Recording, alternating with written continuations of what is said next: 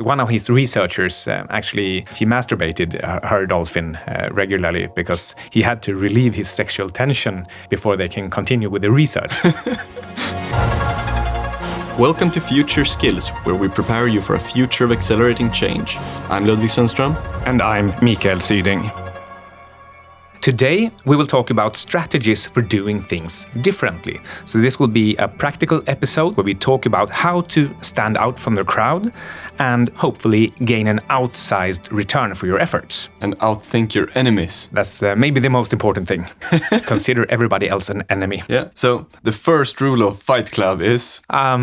Don't talk about Fight Club. No, I'm just kidding. But the first rule of avoiding herd mentality is to start out with the assumption that what most other people are doing is wrong. Yeah, and it's so easy thinking that everybody else has already thought things out, that authorities like central bankers or politicians, that they have a method that works. It's easy to think that there is, that whatever I might be thinking, that everybody else is actually doing it right already. Yeah, and I think it's a general thing that you see, just because something is done, you think that it's somehow the right thing. But compared if it had just remained an idea, because then you couldn't have scrutinized it. And as a side tip to start out thinking that everybody else is wrong, you also have to be of the mindset that when you take the contrarian view, that everybody else will think that you are stupid and wrong. So you have to be prepared for that. It's not easy being a contrarian. But when it does go right, and you see something that becomes a tremendous success, it's usually because it breaks all of these conventional rules. And a really good example of this is actually the book series and movie series Twilight, about the teenage love. I don't know what to call it. It's actually a new genre now. She created a new genre, this woman, and it's called Vampire Romance. And you make it sound silly, but I actually read these books even before they became movies. Oh, wow. How did you start reading this? I was just browsing the sci-fi and fantasy genres on my Kindle, and I was looking for things with a lot of reviews. Yeah, so I stumbled upon these things. Anyway, this the woman who wrote these books, Stephenie Meyers. So let's look at what she did that was different, that broke these conventional rules of romance books. So instead of the traditional evil vampires, the evil vampires, like Dracula, her vampires instead were often like good and normal people who were compassionate and nice. And instead of when the vampires died and, they flare up when the sun comes up, which is the normal thing, instead of that, the vampire turns to glass. Yeah, so rather than being evil and violent and situated in Transylvania and always being related to Vlad Dracul from Romania, she just turned everything around and made them like real softies and with stronger feelings than everybody else, stronger hunger, stronger love, stronger passion. Yeah, it's very different. And also the kicker, I think, which is of course the forbidden love between the teenage girl and a vampire. So all the teenage women and you, Mikael, will think it's exciting. Yeah, well, I actually think that quite a few men were intrigued as well, because they thought that, yeah, okay, if she can love a vampire, I can be a vampire. Oh, yeah? Anyway, the moral of the story is that it really pays to break the rules sometimes. At least it did for Stephenie Meyers. And for your information, the Twilight franchise has grossed more than $3 billion. And the books have sold more than 120 million copies. That's crazy. Yeah, so maybe we should think about doing some kind of a beast romance genre, but not a vampire romance, because everybody's doing that nowadays. There is so many TV series and books about that. But maybe dolphin romance, kind of pan-species free for all. Yeah, we should probably quit this podcast and start writing something like that. That's where the money is. Yeah, well, I actually listened to a podcast about a researcher back in the 70s who, he took LSD and he gave LSD to the dolphins as well. And one of his researchers she masturbated her dolphin regularly because he had to relieve his sexual tension before they can continue with the research. Oh, that's good research material for our new series then. Yeah. Another really good example of contrarianism I think, is Arnold Schwarzenegger's bodybuilding career. And the reason that's interesting is because Arnold, everyone knows him for being, having a big body and being a bodybuilder. But the truth is that compared to many of the other bodybuilders, Arnold didn't necessarily have the best body in terms of muscle insertions, but he had the motivation and intelligence to outthink all the other bodybuilders. Yeah, and he definitely did not have a logical starting point or an obvious starting point for becoming a bodybuilder. What he did have was some kind of a motivation to win. But he really started out as one of the smaller kids in class. And when he came up with the idea that he would get the biggest biceps in the world, everybody was laughing at him. Because I've seen pictures of him when he was 5 years old. It's like, there's no way that guy can be like athletic. And then if you fast forward when he started doing this, when he became a competitive bodybuilder, he still wasn't, like, there were still people with much better bodies. But he thought about it really strategically, and he said, "Arnold, what can you do to be special and different?" And then he thought up a bunch of really smart things. And he started taking ballet courses to move better on stage because he knew that this was the last thing that people, especially the judges, would expect from a big guy like him, to be graceful like a cat. And that's truly out of the box, because who among the other bodybuilders whose interests lie in pumping iron and being big and being manly, who would ever come to think of taking ballet courses to move graciously? Yeah, it's a bit of a sidetrack, but Jean-Claude Van Damme also took ballet. Yeah.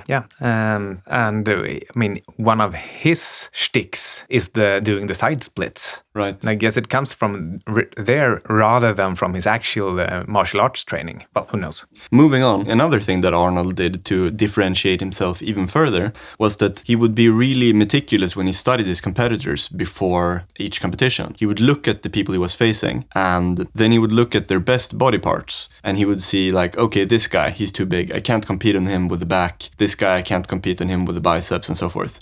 And then what he did was he tried to emphasize the body parts that the other people in the competition didn't have. Extra. I think a lot of people have the mental model that you're supposed to study your competitors, or if you have an idea, you're supposed to study the contrarian idea. But I think most people just pay lip service to this method and don't really take the consequences. Like what you just said, I study my competitors, but most would just let that lead them to, all right, he has a really big biceps, so I need to train biceps more. Right. But he instead thinks he has a really big biceps, so I'll expose my triceps, and he shows his biceps slowly, so I'll show my triceps 3 times really quickly. That's really contrarian thinking and a way of studying your competitors and drawing conclusions and actually doing something about it. Whereas I think a lot of people they understand the importance of studying the opposite, but not really doing anything about it. Being different was right up my alley. I didn't have the same body as everyone else, and I didn't have the same car as everyone else. I always wanted to be different. So the first rule was to start out with the assumption that what most people are doing is wrong. And now for the second rule of avoiding herd mentality. And that is that before you can become a quote-unquote real contrarian, you need to practice being one in small things first. Oh yeah, great idea. Because it feels uncomfortable for most. And if it doesn't, if you are a truly inborn contrarian, that's probably a little bit dangerous. So most of us are herd animals, or maybe natural stoics, but we still have to train and train us to feel a little bit more comfortable being on the outside. Yeah, especially after at least a minimum of 17 or 18 years of mandatory schooling. Oh yeah, where you actually get scolded for being outside the box. So here are a couple of simple ways, very simple practical tips that you can easily use in your life to do this. One example is to go where other people aren't. If you can enter a boat and everyone is going on one side, go on the other side, or at least see if you can do it. That's a good example. Another one is if you're on vacation, don't go to the popular places and tourist attractions, partly because everyone else is doing it, and mostly because you don't have to stand in line if you go to less popular places. Just remember, when you do these things, sometimes you will be right. Most of the times you probably will be wrong. Maybe you even miss the boat, or your ticket isn't valid anymore, things like that. But that's part of the practice. Yeah, I mean, the point is, it's so obvious now when we talk about it, but I mean, the whole point is that it doesn't come natural to think like that. It's counterintuitive. Another thing is to walk into like forbidden places. Yeah, and walking in the middle of the road or the square rather than sticking to the sides and sneaking around the corners and along the walls. Yeah, exactly. That's a really common social example, I think. Yeah, and I just find it fun to walk in a way that isn't illegal and doesn't bother anybody, but just is different from whatever everybody else is doing. Yeah, and you can also feel it feels a little bit wrong to do it, but it's not really wrong to do it. It's a strong correlation between overcoming amygdala slavery and being a contrarian. The distinction here is that overcoming amygdala slavery, that's the definition is that you have to work on it and that it actually has to be